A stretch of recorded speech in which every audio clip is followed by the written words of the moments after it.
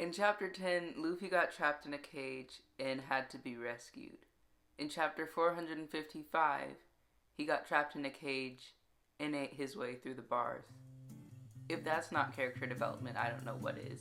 Hey, what's up? It's me, Meanie Mosey, and welcome to my channel where I talk about anime and do anime-related things. This is the state of the Sunny. I just decided. I was between Straw Hats and Sunny, but it's going to be the state of the Sunny. It was the state of the Mary, but... In this episode, I will be discussing the One Piece Halloween special itself, Thriller Bark. I am of course obligated to remind you that if you like this video, then you do in fact have to smash that like button. If you're not subscribed, then you should. It's free. And leave a comment. Even if it's an F for the Mary, it just tells the algorithm, hey, this Meanie Mosey chick, she's pretty cool. So without further ado, sit back, relax, grab a snack, because it's time for...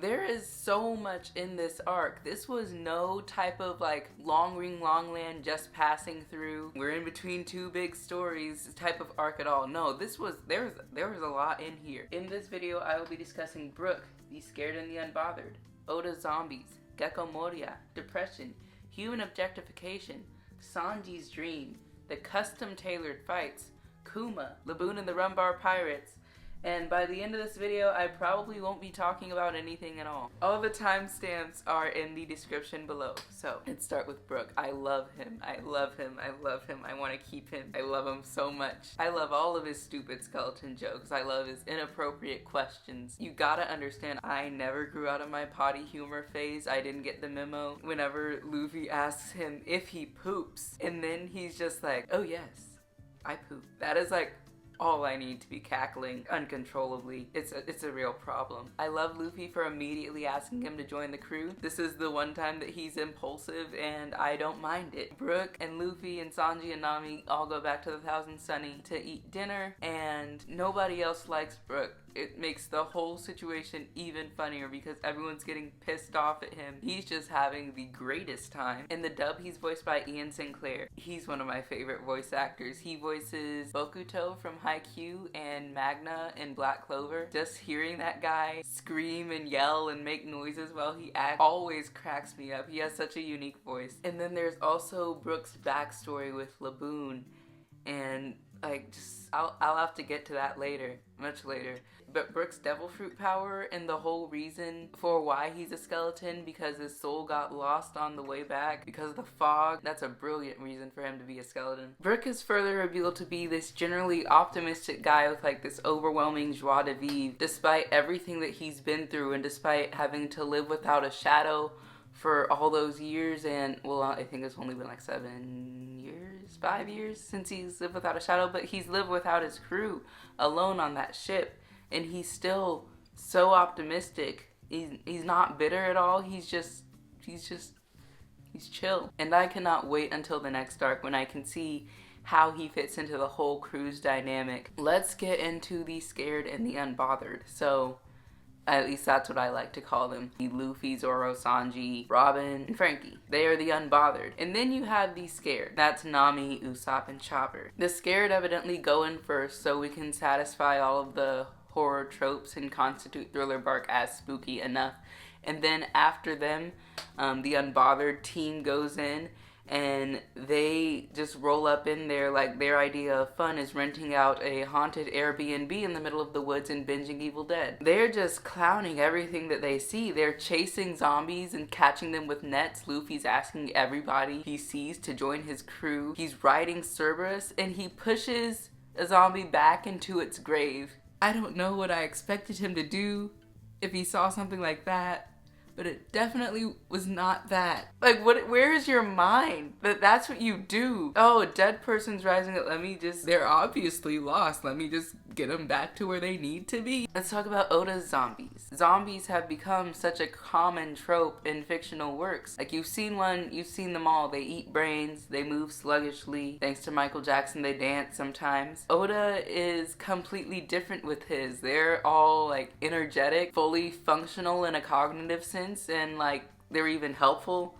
at some point, and this is just another example of him taking the audience's assumptions and just turning them on their head. And the first time that he did that, the first time that I mentioned that he did that, was in my Water 7 video with the crew rolling up to find a new shipwright with all the interesting people that were there. And it's funny because Luffy's asking all these zombies to join his crew, so it's pretty much saying like, oh, you think any interesting person will do for the Straw Hat crew? What about these zombies, huh? They're interesting, aren't they? And so he's making fun of us, forever assuming that he could be predictable, which is great. Gecko Moria is introduced. I feel like I'm trying too hard to pronounce it, but like that's how it's pronounced. Gecko Moria. He's introduced not by a zombie, but by an old man with serious injuries. Of course, Robin knows him, because Robin knows everybody. Robin's big brain like that. We hear that he's one of the 7 warlords of the sea, and that he's the one who has been stealing everybody's shadows. He has the shadow fruit. In this world, when their shadow gets stolen, that means that the person can no longer walk in the sunlight and feel the sun's warmth. And so the question is, why are you stealing people's shadows? He can't just be evil for the sake of being evil. This is One Piece. We have good villains here. Everyone also asks, what's one of these 7 warlords of the sea doing in a place like Thriller Bark? He introduces himself to Luffy as the man who's going to be king of the pirates. And Luffy's like, hold on. That's my job. It is further revealed that Moria is on Thriller Bark because 1, it's his ship, and 2, he failed. He went to the New World, got his butt whooped, and now he's sulking in the darkness of the Florian Triangle, sleeping for days on end, because when his little minions go to wake him up, they say it's been 4 days since he's been awake. So he's depressed. We learn that he's gathering all of these zombies so that he can have superior underlings who can then go and rise up and make him the next pirate king. Unlike Luffy, who has a crew full of equals that he leads and protects, and in turn they respect him, believe in him, and follow his orders. To make these zombies, Moria is using these stitched together corpse marionettes that Dr. Hogback created, and he is of course using the shadows that he's stolen as their souls. In doing so, he's condemning several other people, probably thousands of people, to live in the darkness along with him, like he's chosen personally to do. If you'll allow me to fully break from the chronological here, we're going to talk about depression. And it's a serious topic, which is all the more surprising that it is included in this arc that I would describe as overwhelmingly intentionally funny. I think this is a whole type of like spoonful of sugar helps the medicine go down type of situation. In presenting these characters with similar issues in different lights, Oda is offering a commentary on this subject that is very much don't do this, do that. First, you have the villain Moria, who went to the New World and failed. He is now dragging other people down with him so that he can get up and try again, except in a jacked up kind of way. Then you have Robin, who we learned from the last arc has lived a life full of failure, as every organization that she's been a part of has failed or been dismantled in some type of way, and she decided to isolate herself for the benefit of her loved one. Her loved ones disagreed. And then you have Brook, who like Moria went to the Grand Line and failed and is given a second chance at life. He's holding on to the small hope that one day he'll be able to see his friend again and keep the promise that is 50 years overdue, because that's what a man would do, and we can substitute man in this for anyone with integrity. The positive messages in here are people love you, don't lose hope, and don't give up. It's things like Frankie's asking Brook what keeps him going, and then Lola at the end, Captain Lola's refusal to return to the shadows, and in the end Brook saying that he's happy that he lived even though every single day was hard. That really hammer in those messages. And all of this is of course interspersed with puns about skeletons and skull jokes and things of that nature. And it's just like so like incongruent, but it works.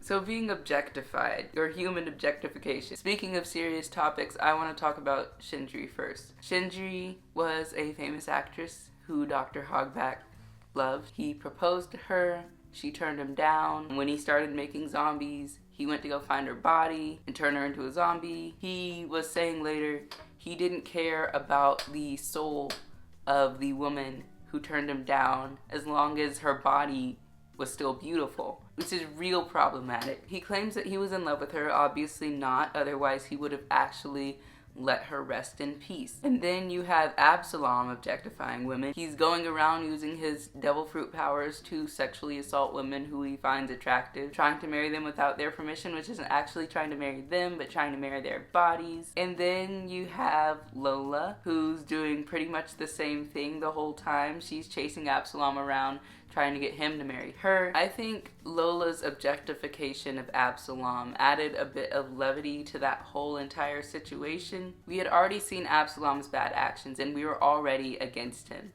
And then Lola comes in. And so now, instead of being a despicable pervert, Absalom is a despicable pervert in distress. Whatever he does that's bad, Lola does to him. He's getting got while he's trying to get. I still hold him in contempt, but it's not a seething contempt. And Lola and Nami's conversation about how Lola should go about marrying Absalom, Nami's the one who brings up that Absalom should be drugged and unconscious when Lola tries to marry him. Of course, this was after Absalom assaulted Nami in the bathroom and before Absalom tried to do that exact thing to Nami. This is not to say that Lola's objectification of Absalom in any way cancels out Absalom's actions, or that Absalom's actions cancel out Nami's problematic suggestions. That's not how any of this works. I think it's important to acknowledge that everybody is wrong here. This is an animated show. In real life, there would be jail and restraining orders and all that kinds of stuff. And necrophilia is bad, Dr. Hogback. Shouldn't do it. No. So while we're here in this space, we're gonna talk about Sanji's dream. One, it was nice to see how his chivalrous attitude and his morality transferred over into a zombie for a little bit. That was a great way to find out that the personality transfer was a thing that happened. There comes a time in every shonen anime that I watch that I am painfully reminded that the intended audience for the show is in fact young boys. And in this particular arc, that moment was when Sanji admitted his jealousy of Absalom's devil fruit power. When I first saw it, I was just like,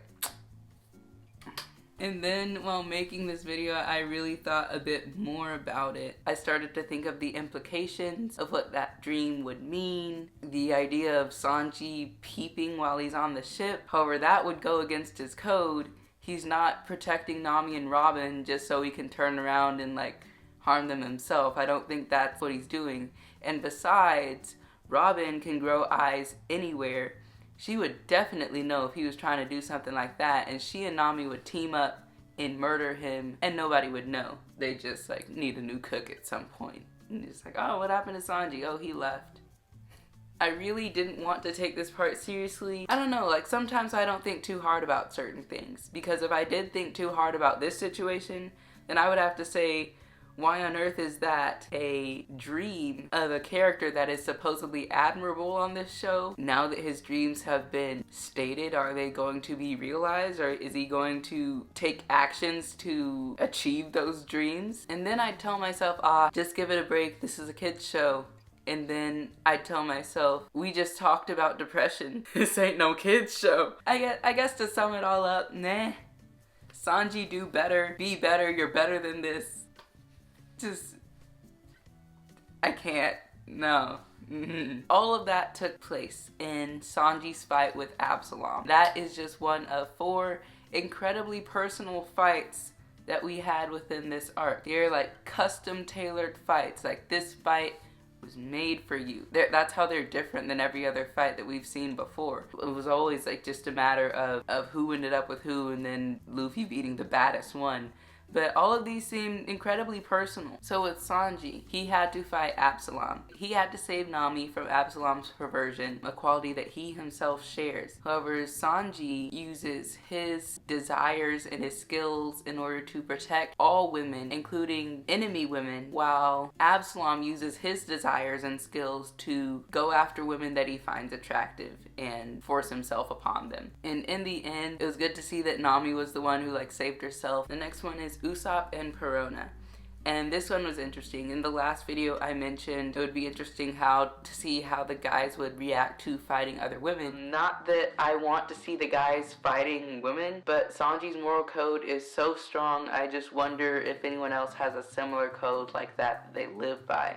And I guess the answer to that is they'd fight women the same way they fight anybody else, relentlessly. And so with Usopp and Perona, it was interesting because both of them use tricks and deception in their fighting styles. Usopp was only able to fight Perona because her negative ghost did not work on him because he was already such a negative person. It's hilarious to think that his mind is at the same level that Zoro's was when Zoro said that he wasn't even good enough to be dog food, but Usopp's mind is just at that level all the time, and he still keeps going and he's still able to move forward. These two characters are different because Perona, she uses her negativity to stop people in their tracks and like make them just stay down, while Usopp uses his negativity to make his crew stop and think about certain situations so that they can move forward in a better way, move forward practically. And I'm gonna say Usopp's a realist.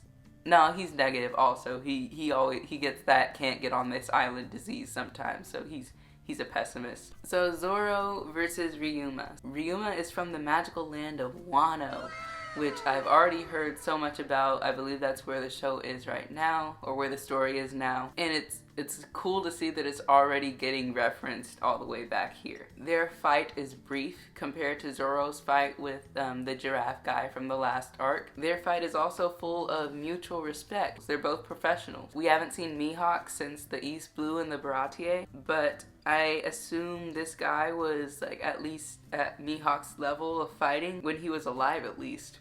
So this is probably the first person that Zoro's fought in a while that's actually been a challenge to him. Zoro beats him and he gets to take his sword to replace the one that irrelevant rust guy rusted in the last battle. Chopper versus Hogback, which was awesome. I love this one. In this fight we get to see more of Chopper's values and what Chopper holds dear. And we get to see what happens when someone that Chopper looks up to disappoints him. Chopper seems to be the youngest of the Straw Hats. Not the most childish, but the youngest, age-wise. I don't know how reindeer years work, but he probably doesn't have a whole bunch of them. He looks up to everybody on the crew, and he believes in pretty much everything that he's told, even if it's just a blatant lie. He's just so gullible and adorable. Here we have a classic don't meet your heroes type of situation. When Chopper is talking to Dr. Hogback, we find out that Hogback wasn't a decent surgeon who turned bad. He was just a jerk who was really good at doing what he did, and he liked to make money from it. And so all of these people would come up to Dr. Hogback with these diseases and these ailments that only he could solve. And Hogback was too big-brained to deal with all these people. He's like, oh, they were so annoying. And then he goes off to create zombies with Moria. He tells Chopper, respect me if you want to, but you have no right to be disappointed in me, which is just a huge slap in the face to someone like Chopper. Chopper may not be a world-renowned surgeon like Hogback, but he knows the Hippocratic Oath, and he knows that Hogback is violating it in all sorts of ways. What I like about this fight is that it was entirely Chopper's. Chopper was fighting on behalf of the dead and the respect of their lives. When they first rolled up, he told Luffy, hey, I got this one, and Luffy's just like, alright, and Luffy goes on to do something else. Robin, she stays there the whole time, and she could easily clap everybody in that room, but she just goes ahead and lets Chopper do what he needs to do in order to put this guy in his place. I just thought this whole thing was cute because if the Straw Hats were a family, I kind of imagine Robin is being Chopper's mom and then Zoro is his dad. Not in any type of shipping way, but just relationally. I guess Luffy and Usopp would be Chopper's cousins, then Nami would be a sister, Sanji might be an uncle. I don't know about Frankie yet, but this whole family is a little family in relation to Chopper, and they're all just raising Chopper and protecting him and helping him to grow up, and it's so cute. The Straw Hats versus Oars, that's not one of the 4 customized fights. Well, I mean, it could be one of the customized fights, but I don't have too much to say about it. It was great seeing the whole crew work together, using their combined knowledge to take down a version of Luffy. Tactic 15, when they're all becoming this little miniature transformer, and Robin's just like, I don't know what she said, but she was like, I am not doing that. That's why Robin's up there for me. Lastly, of the custom tailored fights, we have Luffy versus Moria. And this is customized because both of them want to be king of the pirates. And Moria serves as a cautionary tale for Luffy because he actually tried. He went to the New World with his highly skilled crew, and I think everybody died, and so now he's back. And he's using these zombies because they're powerful, but they're dispensable. He's trying not to get hurt again because his whole crew died. That's painful. Moria calls Luffy naive. Luffy, of course, ignores him. And he uses all of his new gear moves to get Moria to spit out all of the shadows that he swallowed. And then, like, while he's doing that, Moria's kind of like he almost dares Luffy to go to the New World. He's like, you want to see? Go and see what happens. And so that's unsettling. While Luffy's fighting, trying to get him to spit out the shadows in time, Chopper and Usopp also tell Luffy that he's being too reckless, which I think is foreshadowing in some way, because these new gear moves cannot be good for him. During this fight, I also like the part when people started talking to their shadows to get them to come back to them. So these people are literally speaking to a part of their souls, speaking like their dreams into them. And Luffy says to his shadow, hey, if you want to be the shadow of the king of the pirates, then you better shape up. And that was great. That was lovely. And so after that, we have Kuma. He's a whole entire robot created by Dr. Vegapunk, who I am pretty sure we'll hear more from later. This doctor in the New World. Whenever we get there, he's gonna be there. Anyway, Kuma is one of the 7 warlords of the sea also. He's the only one who follows the government's orders, apparently. He's what's known as a pacifista, which I believe has nothing to do with his avoiding violence and everything to do with maintaining the peace that the world government has established.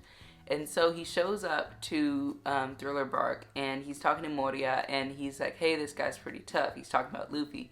And Moria's like, who do you think I am? Moria pretty much rejects Kuma's help, not that Kuma was offering help in the first place. This shows that the world government is getting really antsy about Luffy. He already beat up Crocodile. He already made a mockery of them at Enies lobby and got them to blow the whole place up, and now he's about to challenge another warlord of the sea. And so they need someone to cover it up, so that's why Kuma's there. And he also passes on the information that Blackbeard is now a warlord of the sea, and that's the one that Ace was fighting at the end of post-Enies lobby. After Moria loses, Kuma of course comes to clean everything up and take Luffy in. And Zoro says no, and he offers his head instead. Then Sanji walks up, and honestly, I'm just like, Sanji, go sit down. This isn't your moment. You're still in timeout. Let Zoro do his thing, and Zoro knocks him out. Kuma ends up pushing all of the pain out of Luffy and giving it to Zoro. Zoro is Luffy's day one. Zoro is one of the earliest people to believe in Luffy, and he's Luffy's first follower. And at this point, Zoro believes in Luffy so much that he's willing to sacrifice his own dreams in order for Luffy to achieve his. And that is a huge shift from the very beginning of the story. When Zoro first joined the crew, he said that he's joining to become the world's greatest swordsman, and if that at any point he has to give that up, then Luffy has to commit harakiri. In the manga, he says he has to commit harakiri. In the anime, he says that Luffy will have to apologize, which is much less graphic. I'd like to think that Zoro knew, he remembered this promise, and knowing that his sacrifice, if he died, then it would directly cause Luffy's sacrifice, because they actually keep promises in this world. Knowing that his death would cause Luffy's death, he just willed himself to live. But if I can also analyze this from like a Christian perspective, it's a very specific kind of sacrifice, and I mean, there are parallels. So I believe that Jesus died on the cross for our sins, and then he rose again. And so you can see how there are parallels between that sacrifice and this one.